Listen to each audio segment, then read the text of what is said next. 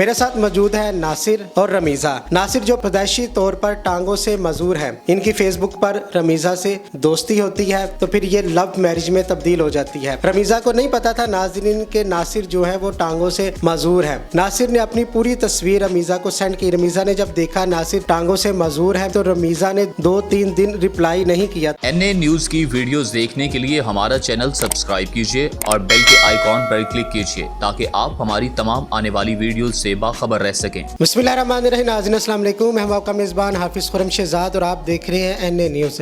नाज़रीन, एक बहुत ही इंटरेस्टिंग लव मैरिज की स्टोरी लेकर आपकी खिदमत में हाजिर हुआ हूं। मेरे साथ मौजूद है नासिर और रमीज़ा। नासिर जो पैदाइशी तौर पर टांगों से मजूर है, इनकी फेसबुक पर रमीज़ा से दोस्ती होती है तो फिर ये लव मैरिज में तब्दील हो जाती है। रमीज़ा को नहीं पता था नाज़रीन के नासिर जो है वो टांगों से मजूर है।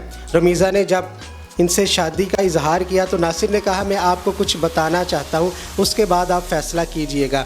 नासिर ने अपनी पूरी तस्वीर रमीज़ा को सेंड की। रमीज़ा ने जब देखा नासिर टांगों से मजूर हैं, बिल्कुल टांगे नहीं हैं, तो रमीज़ा ने 2-3 दिन रिप्लाई नहीं किया। तो नासिर ये समझ के कि ये जो हमारी लव मैरिज थी, ये जो दोस्ती है जिसको हम लव मैरिज में तब्दील करने जा रहे थे, इसका लगता है यहीं पर इख्तिताम हो गया। लेकिन रमीज़ा ने 3 दिन सोचने के बाद नासिर को रिप्लाई किया कि आप मुझे हर तरह से कबूल है। जब मैंने एक दफ़ा आपसे बातचीत कर लिया तो मैं अपनी ज़िंदगी भी आपके साथ गुजारूंगी। उसके बाद नाज़रीन इनकी शादी होती है, वो भी कोर्ट मैरिज होता है। रमीज़ा के घर वाले नहीं मानते कि आप इस ऐसे शख्स के साथ शादी कर रही हैं जो मजूर है। लेकिन नासिर का ये भी नाज़रीन आपको बताता चलो, वो मेहनत मजदूरी करता, वो टेलरिंग का काम करता, वो उसने अपनी मजदूरी को आड़े नहीं आने दिया। अब 2 साल हो चुके हैं नाज़रीन इनकी शादी को और ये हंसी खुशी ज़िंदगी गुजार रही हैं। इस दौरान इनकी ज़िंदगी में क्या नशेब फराज आए, कहाँ से लव मैरिज स्टार्ट हुई, इसकी अगली जो कहानी है इन दोनों की ज़ुबानी सुनती है।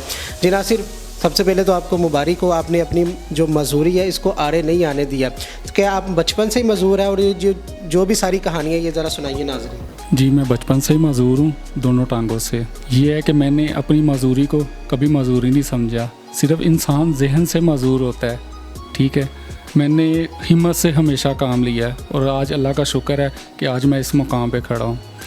बात कुछ यूँ है कि एक दिन मैं फ़ेसबुक इस्तेमाल कर रहा था तो मुझे एक रमीज़ा के नाम से रिक्वेस्ट मसूल होती है, तो पिक्चर नहीं लगी हुई थी इनकी। तो जब मैंने एक्सेप्ट की तो ठीक एक दिन बाद इन्होंने मुझे रिप्लाई किया हाय हेलो से आगे बात चली। तो इन्होंने भी मुझे रिप्लाई किया कि कैसे हैं, मैंने आपकी पिक्चर देखी है, काफ़ी खूबसूरत, मुझे आप अच्छे लगे हैं।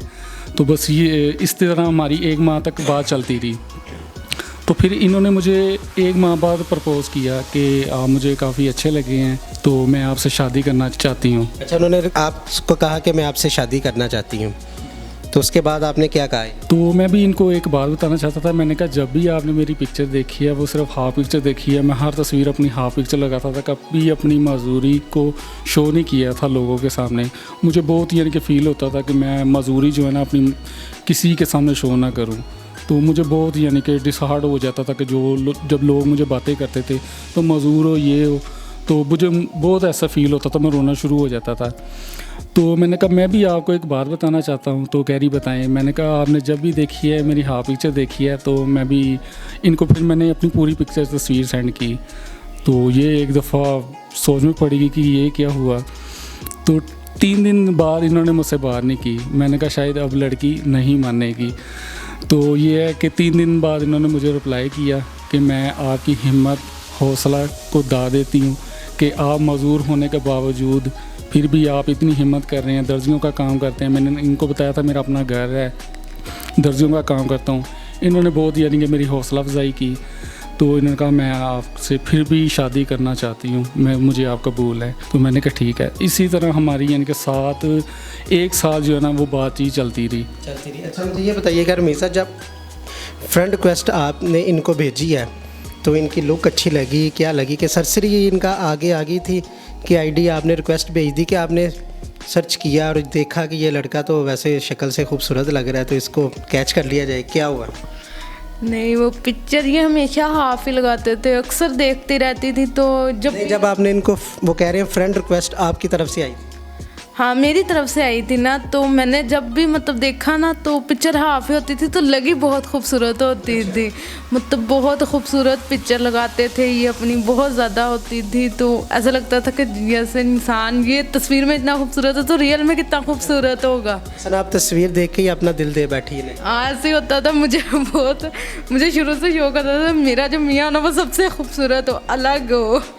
तो वो जब वो देखा ना तो बहुत खूबसूरत लगी, तो मैंने कहा ये इंसान तो है खूबसूरत, पता नहीं अब ये इसकी है या क्या है। आपने फिर इनको रिक्वेस्ट भेजी, फिर इनको रिप्लाई किया आपने मैसेज? हाँ जी, मैंने इनको रिक्वेस्ट भेजी, इन्होंने एक्सेप्ट की। फिर 1-2 दिन ऐसे हेलो हाय वहाँ पे उतरी, फिर इन्होंने अपना नंबर दिया, फिर वहाँ से बात स्टार्ट होना। व्हाट्सएप पे ऐसे बात होती रही हमारी, मतलब साल बात होती रही। फिर मैंने कोई काफ़ी अर्सा गुजर गया तो मैंने अपनी अम्मी को बताया, क्योंकि मेरी अम्मी को था कि मैं हर बात शेयर कर लेती थी। तो मैंने उनको बताया कि मुझे ना ऐसे ऐसे मतलब पसंद है, तो मैंने शादी करनी है। अम्मी कहती कि अच्छा देख लेते हैं, तुम मुझे भी बताओ, तो मुझे दिखाओ। जब मैंने उनको दिखाया तो अम्मी कहती कि ये तो उसकी हाफ मतलब आधी तस्वीर है, पूरी तो दिखाओ ना मुझे। तो जब इनको मैंने कहा कि मतलब आपके ज़हन में बिल्कुल आइडिया नहीं था कि इन्होंने कभी जिक्र भी नहीं हुआ था, पूरा साल जो बातचीत होती रही है? नहीं, उसमें जिक्र नहीं हो, मतलब वो उस चीज़ पर तरफ ध्यान ही नहीं गया। यही था कि ये मतलब पिक्चर लगाते इतना खूबसूरत है तो इसमें क्या कमी हो सकती है इंसान में, यही होता था। फिर जब अम्मी ने मुझे कहा ना कि मतलब पिक्चर मंगवाओ, दिखाओ, मैं दिखाऊं या पता करवाऊं, जो भी है फिर करना। तो फिर मैंने इनको कहा, मैंने कहा आप ना पूरी पिक्चर सेंड करें, मैंने अम्मी को दिखानी है, वो मानेंगी तो फिर है। फिर इन्होंने कहा कि अच्छा मैं तुम्हें बताता हूँ, ऐसे करता हूँ। फिर थोड़ा सा ये हुआ, फिर उन्होंने खैर ना अपनी पूरी पिक्चर सेंड कर दी। पहले देख के शौक में आ गई कि ये क्या हो गया, अब मैं आगे कैसे दिखाऊँ इसको, अगर मैंने दिखाई तो मुझे ही डांट पड़नी है। तो फिर ये था कि अम्मी 2 दिन पूछती रही कि तस्वीर नहीं आई नहीं, क्या हो गया। फिर मैंने ना उनको हौसला करके दिखाई कि ये है। वो आगे से उनका रिएक्ट इतना था कि उन्होंने गुस्सा किया बहुत ज़्यादा। तो फिर ये था कि आहिस्ता आहिस्ता जब वो गुस्सा गया, फिर आहिस्ता आहिस्ता उनको बहुत मनाने की कोशिश की, लेकिन वो मानी नहीं। वो ये कहती थी, फिर वो मान भी जाती, तो वो देखती थी कि ये रोती है तो मैं मान जाती हूँ, कोई बात नहीं। लेकिन ये था कि ऊपर वाला। अच्छा, जब आपने पहली दफ़ा इनकी पूरी तस्वीर देखी तो आपने एक्सेप्ट कर लिया था कि पूरी तस्वीर के बाद भी सिर्फ घर वालों का डर था कि घर वाले क्या कहेंगे? हाँ, मैंने तो इनको शुरू से मतलब पहले ही कर चुकी थी। मैं कहती थी कि जो भी है, जैसा भी है, मुझे कोई उन चीज़ों से फ़र्क नहीं पड़ता। इंसान अच्छा होना चाहिए, उसकी कोई भी खामी होना उससे फ़र्क नहीं पड़ता। तो मैंने तो इनको पहले कर लिया था। तस्वीर देख के थोड़ा सा हुआ था, धचका एकदम लगा था, लेकिन उसके बावजूद भी मैंने कहा कि नहीं, अब ये बंदा ये ना सोचे कि ये भी दूसरों की तरह ही है, टाइम पास है या क्या, या किसी का मजाक है, ये चीज़ ना उसके आगे आ रहे हैं। अच्छा, आपकी तस्वीर इन्होंने कब देखी? आपने तो कोई तस्वीर लगाई नहीं थी। मैंने तस्वीर इनको तकरीबन बहुत अरसे बाद दिखाई है, जब काफ़ी ज़्यादा बात बढ़ गई, जब घर वाले भी नहीं माने, तो फिर उसके बाद। इनकी तस्वीर देखने के बाद के पहले ही? नहीं, बाद में दिखाई थी, मैंने अपनी नहीं दिखाई। अच्छा, इनकी पूरी तस्वीर देखने के बाद आपने अपनी तस्वीर सेंड? हाँ जी, बाद में सेंड किया, क्योंकि वो मेरा ये था कि अम्मी लोग मतलब मैं इनकी पूरी तस्वीर दिखाऊंगी ना, अम्मी लोग माने, उसके बाद मैं मतलब सेंड करूँगी। जब वो अगर वो आपको ना पसंद करते तो फिर? वो ऐसा था। इनकी तो आपने तस्वीर, इन्होंने तो आपको पहले देख लिया ना, तो आपने बाद में देखा है, तो अगर आपको ना पसंद आती तो? मेरे दिल में तो वैसे लड्डू फूट रहे थे कि यार एक लड़की ने मुझे कबूल किया है, तो मैं तो अपनी खुशी का इजहार ही नहीं कर सकता था कि आपने कहा जैसी गोरी काली चिंटी जैसी मर्जी हो, कबूल है, लड़की होनी चाहिए। मैंने कहा कि अपनी पिक्चर तो सेंड करो, मैं भी तो देखूं। बिल्कुल ही अंधेरे में देख रहे हैं ना, फेसबुक पे पिक्चर लगाई है, कोई फेक ना हो, कोई मजाक ना कर रहा हो।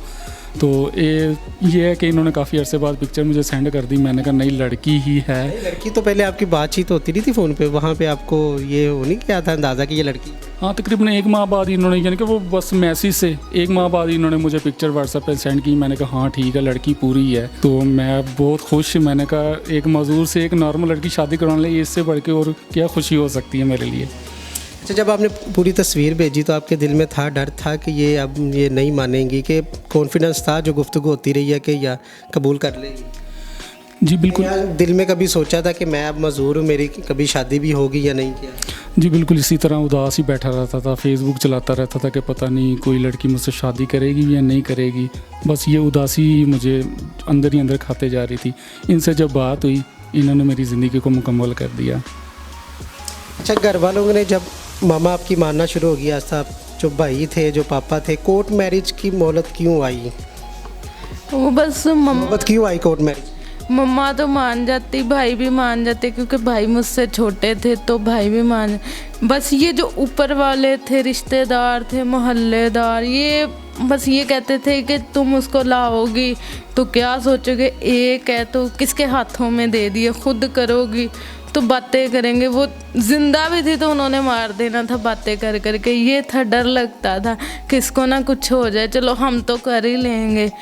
तो लेकिन ये था कि भाई भी मान गए थे, अम्मी भी मान गई थी। बस ऊपर वालों ने जब वो थोड़ा थोड़ा पूछा कि कहाँ किया है, क्या कर रही हूँ, जब ऊपर वालों को बताया तो वो नहीं करने देते थे ना। फिर अम्मी कहती कि देख लो अब तुमने क्या करना है, हम लोग तो हर तरफ से हार चुके हैं। फिर ये था कि मैं जो समझ नहीं आता था कि मैं क्या करूँ। फिर मुझे रहा नहीं जाता था मेरे से, तो मुझे बहुत ज़्यादा फील होता था कि मैंने उस इंसान को भी किस डाल दिया मुश्किल में। तो मेरे में मतलब कशिश इतनी, हम लोग एक दूसरे को बगैर रह नहीं था सकते, बहुत ज़्यादा हो गई थी बातचीत करना, तो ऐसे एक दूसरे के बगैर रह नहीं था सकते। फिर आपने स्टेप उठाया, कोर्ट मैरिज की, तो उसके बाद घर वालों ने एक्सेप्ट कर लिया? कोई लड़ाई झगड़ा तो नहीं हुआ? हाँ, फिर हम दोनों ने मिल के मतलब फ़ैसला किया कि नहीं मान रहे तो हम लोग मतलब शादी कर लेते हैं, फिर उसके बाद देख लेंगे क्या होता है। फिर ये कि हमने शादी की, फिर अब कोई उन्होंने मसला नहीं किया, कोई कुछ नहीं किया। बस उन्होंने ये देखा कि ये खुश है अपने घर में, हम लोगों ने कुछ नहीं कहना, उन्होंने कोई मतलब बात ही नहीं किया। अब अल्लाह का शुक्र है कि वो बोलते भी हैं, आते भी हैं, जाते भी हैं। मैं भी आती हूँ, मैं भी जाती हूँ, सारा कुछ होता है, लेकिन कोई बात नहीं होती ऐसी। अच्छा, मुझे ये बताइएगा, जब कोर्ट मैरिज आप करने जा रहे तो आपने आपके घर वाले मान रहे थे कि नहीं? नहीं, मेरे घर वाले नहीं हैं, मेरे पेरेंट्स फौत हो चुके हैं। आपके किसी दोस्त ने साथ दिया कि आपने अकेले ने खुद ही अपने? जी बिल्कुल अकेले ने। जब ये यहाँ पे लाहौर पहुँची, मैंने सारे अरेंज किए थे, तो हम कोर्ट मैरिज गए और हमने शादी कर ली। आप अपनी लाइफ से खुश हैं? जी खुश है, बहुत खुश हूँ। मैं इस चीज़ का तस्वर ही नहीं पैदा कर सकता कि इन्होंने आके मेरी ज़िंदगी में 4 चाँद लगा दिए। इनको मैंने कभी किसी चीज़ की कमी नहीं महसूस होने दी। इन्होंने इतना बड़ा एक्सेप्ट उठाया, मैंने कभी इनकी आंखों में आंसू नहीं आने दिया। सच कह रहे हैं कि झूठ कह रहे हैं? नहीं, ये तो बात सच है कि मतलब मैं आधी रात को भी कह दूँगी मुझे ये चीज़ चाहिए, वो चाहे जहाँ से मर्जी ला के दे, उनको होता है कि मैंने इसने मुंह से निकाल दिया। आपको तरस नहीं आता कि उनके बेचारे कैसे जाएंगे भाई? उनका तरस नहीं आता। अब उन्होंने किया तो भुगतना तो पड़ेगा ना। इनके बड़े लड्डू फूटे थे तब कि मिल गई है, अब छोड़ के ना चली जाए, इनको बड़ा होता था। अभी भी कभी कभी कहते हैं, वो ज़रा सी बात पे मैं बहुत ज़िद्दी थी, क्योंकि मैंने ज़िद्द में ही शादी की है, तो मैं बहुत ज़िद्दी थी। अभी भी मैं किसी बात पे ज़िद्द कर लूँ ना, तो मैं इसको कह दूँगी मेरे घर वालों से सुलह हो गया, अब मैं चली जाऊँ। आगे से कहता होता है अब ना जाना, मतलब बड़ी मुश्किल से मिली हो, मैं जो कहूँगी वो ला देता हूँ। बड़ा अभी डरते हैं कि छोड़ के ना चली जाए। अच्छा, ये रन मरीद हो गए हैं आप? हाँ जी बिल्कुल, रन मरीद हो गए हैं। बस टिकटॉक पे रन मरीदी वाले बना देते हैं टिकटॉक। मेरी बेगम में थी बाबा जी रन मुरीद। और लोग खुश होते हैं कि वाकई यार चलो तुम खुश तो हो ना, चलो रन मरीद बन गए हो। अच्छा, अब बिल्कुल अपनी लाइफ से खुश हैं। क्या नाजरीन को पैगाम देना चाहेंगे जो इस तरह के नासर जैसे लोगों को छोड़ देती हैं? बिल्कुल मैं यही कहना चाहूँगी कि मतलब इंसान को उसकी किसी भी खामी से नहीं देखना चाहिए। अगर हम लोग हैं, करते हैं, इंसान देख के खूबसूरत करते हैं, पैसा देख के करते हैं, सब कुछ देख के करते हैं, लेकिन खुदा ना खासा उसके पास पैसा नहीं रहता। कोई वक्त ऐसा आता है कि उसके साथ कोई हादसा हो जाता है, वो ज़्यादा तकलीफ दे होता है उसको। फिर एक इंसान पूरा देख रहे हैं इतने अरसे में, उसको बाद में देखे वो ज़्यादा तकलीफ दे। मैं ये कहना चाहूँगी कि किसी चीज़ के पीछे ना भागें, जो चीज़ किस्मत में ना वो मिल के रहनी, अपनी किस्मत को मतलब ज़्यादा तरजीह दें। अच्छा, कभी ये हुआ है आपको, ये आखिरी सवाल है मेरा, आप जाएं शॉपिंग करने जाती हैं, अपना जूता ख़रीदती हैं, तो कभी निकला हो कि नासिर आपने नहीं जूता लेना? नहीं, मैंने कभी इनको मतलब इस चीज़ का कभी जिक्र ही नहीं किया। इनको मतलब शौक़ होता है कि ये मतलब ये बाहर कोई भी नेट पे देखते हैं कि ये जूता ले, ये हो कि ये खुद मतलब करवा के लाते हैं कि ये चीज़ ले, ये चीज़ ले, लेकिन मैंने कभी मतलब इनको फील नहीं होने दिया कि आप भी लें जूता या आप करें। मैंने कभी मुंह से निकाला नहीं है, ना इनको फील ही नहीं होने दिया कि इसकी टांगे हैं या नहीं है। हम लोग खुद मिल के माशाल्लाह सारा काम कर लेते हैं, तो एक दूसरे को सांस नहीं होने देते कि ना इसने आज तक मेरे में कमी निकाली है, ना मैंने इसमें निकाली है। अच्छा, जब कहीं बाहर घूमने जाती हैं तो कभी फील होता है, तंगी होती है, लोग देखते होंगे? जी बिल्कुल ऐसे होता है कि इन्होंने मुझे कभी महसूस नहीं होने दिया। हर काम ये खुद ही कर लेती हैं, कहती हैं कि ये मेरी जो टांगे हैं ना, ये आपकी टांगे हैं। तो मेरे दिल में आता है जब मैं व्हीलचेयर पे बैठा होता हूँ, किसी पार्क में जाता हूँ, किसी मॉल पे जाता हूँ, लोग जब मुझे उस नज़र से देखते हैं ना कि एक नॉर्मल लड़की के साथ एक मजदूर लड़का है, तो मुझे बहुत ऐसे फील होता है। तो मेरा भी दिल करता है कि मेरी टांगे लग जाएँ, आर्टिफिशियल लग जाएँ, तो मेरे भी चलने फिरने में आसानी पैदा हो, मैं भी अपनी वाइफ के साथ कंधे से कंधा मिला के चल सकूँ। जी नाज़रीन, आपने नासिर और रमीज़ा की लव स्टोरी सुनी। नासिर का एक रिक्वेस्ट है नाज़रीन मुखय्यर हज़रात से और वज़ीर आज़म पाकिस्तान से भी कि इनकी अगर सुनूई टांगें लगवा दी जाएँ तो इनको घर में आने जाने में और बाहर जाने में और काम करने में आसानी हो जाएगी। इनका नंबर स्क्रीन पर चल रहा है नाज़रीन, इनके साथ आप डायरेक्ट रब्ता कर सकते हैं। इसी के साथ अपने मेज़बान हाफिज़ खुर्रम शहज़ाद को दीजिएगा इजाज़त। अल्लाह निगहबान।